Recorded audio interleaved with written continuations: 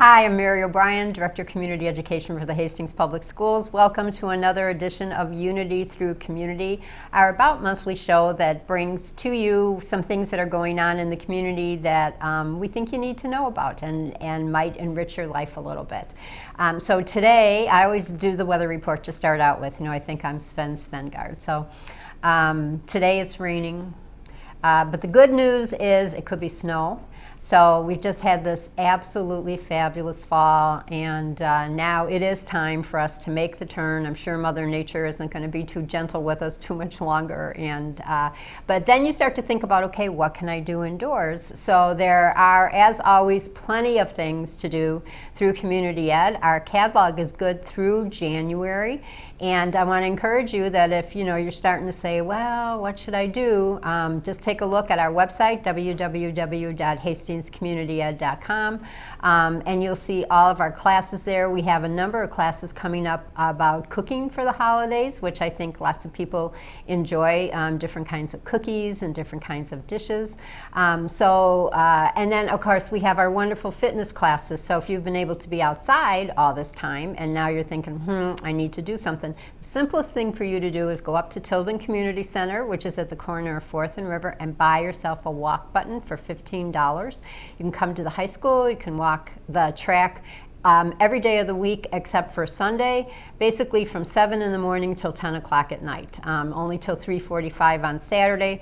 But it's just a wonderful, easy thing to do, and especially the holiday season, you get a little busy, you can't fit things into your schedule. Well, if you have a half an hour, you can come and walk. So I want to encourage you to do that. The other thing that's going to be coming out here the second week of December is our early childhood programs catalog. And we are launching our rebranding of our preschool program. It was called Community Education Preschool. We're now calling it Tilden Community Preschool, and it's Tilden Community Preschool, home of the Little Raiders. Isn't he cute? She cute?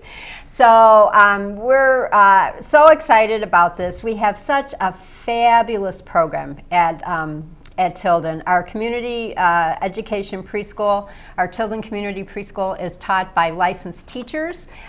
We are aligned with the work that's going on in the district. And another big addition for next year is we're going to be having classes 5 days a week, half day, so either mornings or afternoons at Tilden Community Center. Registration for those classes will be in early February. All the information you need to know about them will be in the brochure that you'll be getting if you have a preschooler in your family or child birth to 5.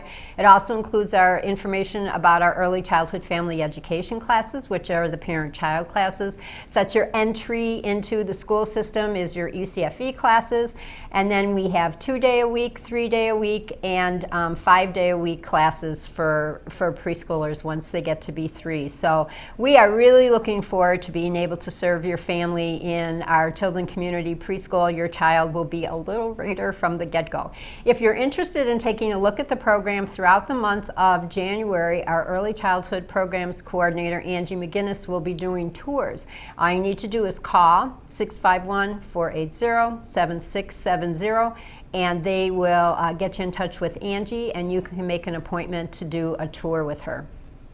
On the other end of the spectrum, something I want to tell you that we're doing and I'm very excited about is we are Tilden Community education staff is becoming a dementia-friendly business. So this is an initiative statewide, probably nationally for all I know, to bring information to businesses, to various community groups, to churches, to other organizations, to help them be more dementia-friendly. Increasingly, as we're getting older, there are people in our community who are in a variety of stages and phases of dementia, and we may interact with them at the grocery store, at Target, at the gas station, in our church communities, at a coffee shop, and certainly in a number of different programs. And so Colleen Fritsch, who used to work at Darts and is a Hastings resident, is the volunteer coordinator for the Minnesota Area Agency on Aging.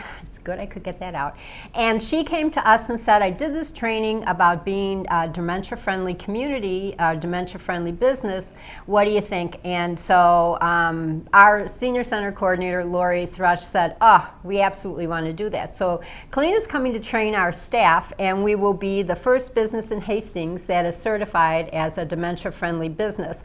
And if that's something that you're interested in for any of the groups that you're affiliated with or your business, all you need to do is call us at 651-480-7670, ask to talk to Lori Thrush, and she'll be able to come and she's getting certified as a trainer, and she'll be able to come and work with your staff. It's just a 1-hour training, so simple, but just the little things that you can do to be more friendly to people in our community who might be experiencing dementia. So I'm really excited that we're doing that.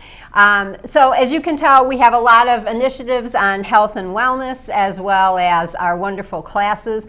And one person that we have living with us at Tilden Community Center, the first is Mary Ellen Fox. Mary Ellen is a health services coordinator, and she lives with us at Tilden Community Center, and so we're so glad to have her there. And so, and then Dave Haveman, who's the director of special services. Is that right? That's correct. Okay.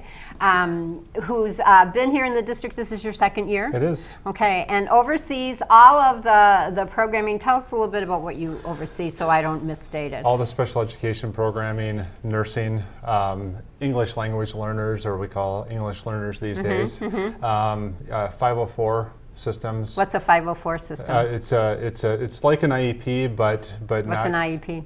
Individual education program. Okay, so would I have an IEP? You would not, probably. Okay, so why would you have an IEP? So students... See, I'm doing this because my husband's not in education, and we'll go to parties, and then he'll walk away and he'll say, I have no idea what anything you were talking about. You people talking acronyms like nobody's business, so go ahead. So students in special education need to qualify for an individual education program or an IEP. Okay. And there's one of 12 or 13 different disabilities that you can qualify for. Okay. And then we will write a plan for you if you qualify for that. And that's how we address some of the skills, compensatory skills and academics in a specialized format, in addition to the general ed services that they would receive in education. A 504 plan, you know, kind of the nuts and bolts of that, it means that you've got a disability but don't require services, but you might require some accommodations. And that would be what a 504 plan is, if I had to simplify that down. A kid, say a high school kid who has a lot of anxiety, and when it comes to testing, would that be an example of it? It could be. You know, we depend on the severity of the. It does. It depends on the severity. It depends on the need. It depends on whether or not this is the type of accommodation that the parent is requesting related to that disability is all something we discuss if a parent thinks that their child qualifies for such a thing. And so, between those services, and I'm sure there are others that I'm not thinking of right now, the Department of Special Services, I think, is meant to be a broad term, because generally anything that falls outside the norm, I think, falls in our department to some degree or another. Okay. And Mary Ellen, people would probably most recognize your job as a school nurse. Yep. Okay, but school nurses do a whole lot more than call the parents when the kids throw up in the classroom.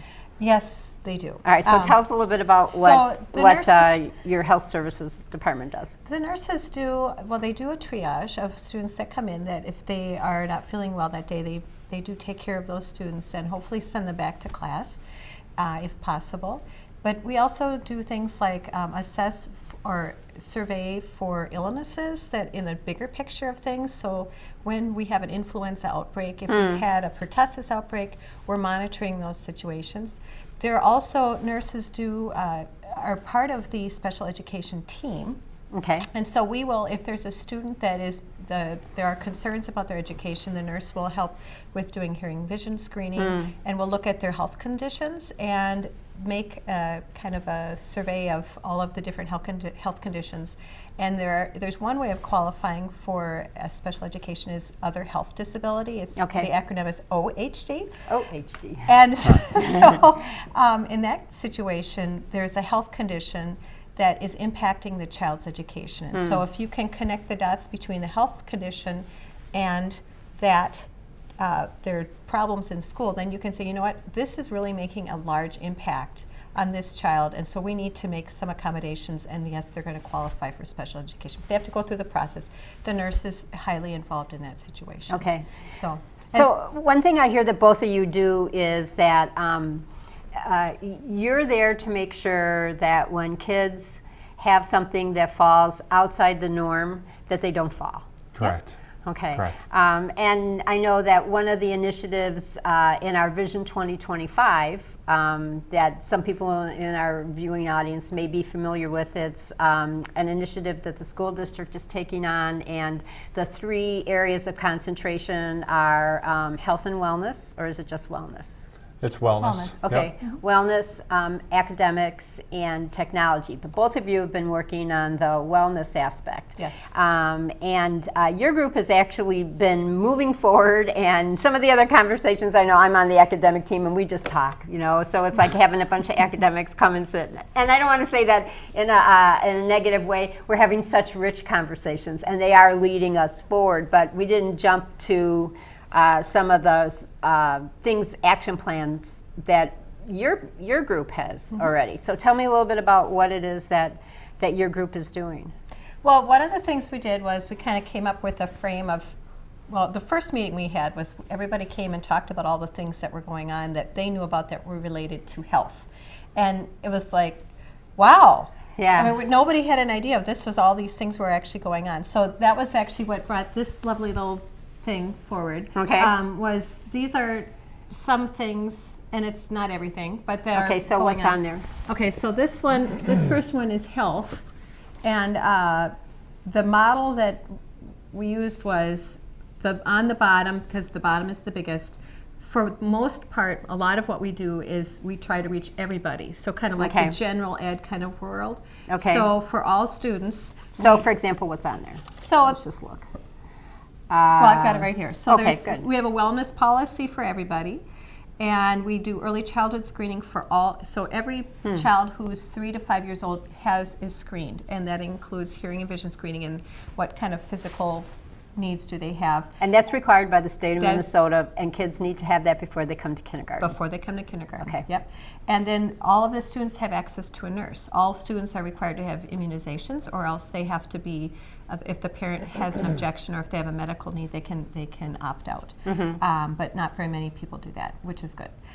We have emergency care provided for students. We do hearing and vision screening for students at certain grade levels.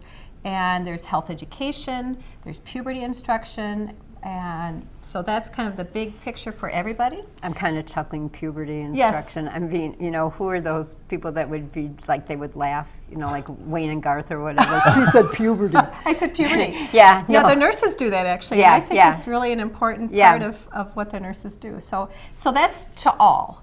And then we have the next chunk up is to some. And so some students have asthma. Some students have an allergy. Some students have that's with a different component. So we would have a health plan for those students, and a parent would bring in an asthma action plan and say, here, my child needs this inhaler before they run. And so then the nurse gets that set up. So that's for some students that have asthma. And then some students have such great need that they might have a 504 plan that we talked about earlier, or they might be on an IEP for OHD because their health is so affects. They're medically fragile, right? Yeah, and so that it's affecting their education. Okay, so that's an example of this pyramid. Okay. So the other areas that we talked about. Yeah, and I know one that we were talking about not too long ago was the whole mental health area. Yes. Do you guys want to talk about that a little bit? Sure. I think when we first started meeting as a wellness committee, the thing that the committee, a major theme that came out of that committee is most folks don't know what access they have to certain wellness initiatives that we have here in the district, both from wellness initiatives that we're doing that kind of address a large portion of kids, all the way up to the tippy top on that triangle, like Mary Ellen was saying, that address maybe a small percentage of kids. And I think we've got a lot of things in place that run the whole gamut of that full triangle.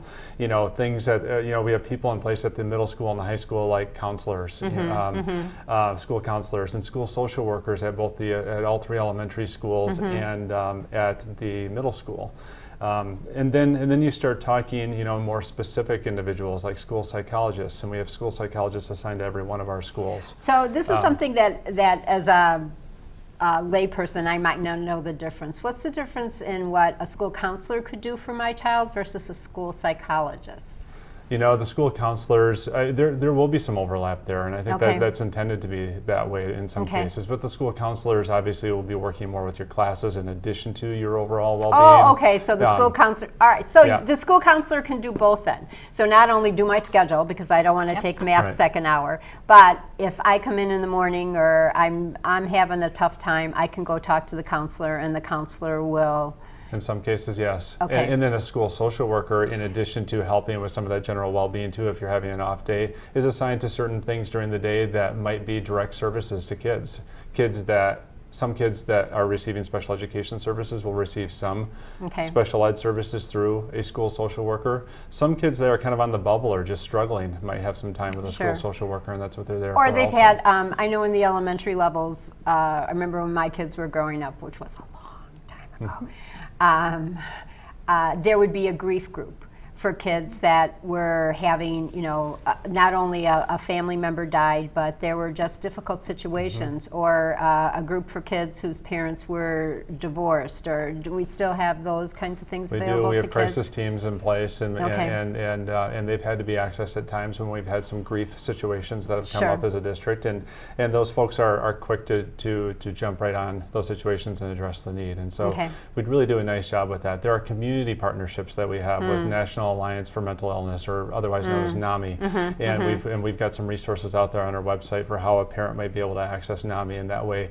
And then a parent resource coordinator can help point a parent in the right direction if they have some need to access services. We have a family resource coordinator named Paula Angel that's worked for us for years, who is paid for out of local collaborative time study money that comes out of Dakota County, and she helps parents with a variety of things. If you know Paula, you know that she's had her finger in so many different pies across the district to be able to help with different things along the way, and she continues to do so, whether it be a chemical dependency resource, or helping at the ALC, or jumping in at the middle school where she spends a large chunk of her time. She does just about anything. And so if I'm a parent and I think that would be advantageous for my child, how would I go to the school nurse first? Would I call there? Who do I call, and how do I, or is that something we just rely on the wonderful eyes and ears at the schools to pick up on kids? Sometimes both. If the counselor, if it's a secondary school and the counselor's already been involved, they might know exactly how to connect a family or a kid to the right resources that they need.